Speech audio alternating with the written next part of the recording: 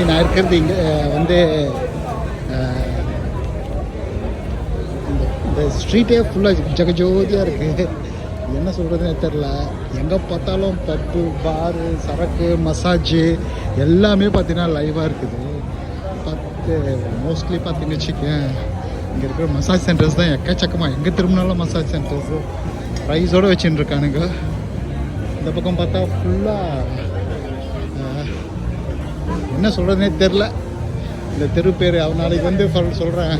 இப்போத்துக்கு வந்து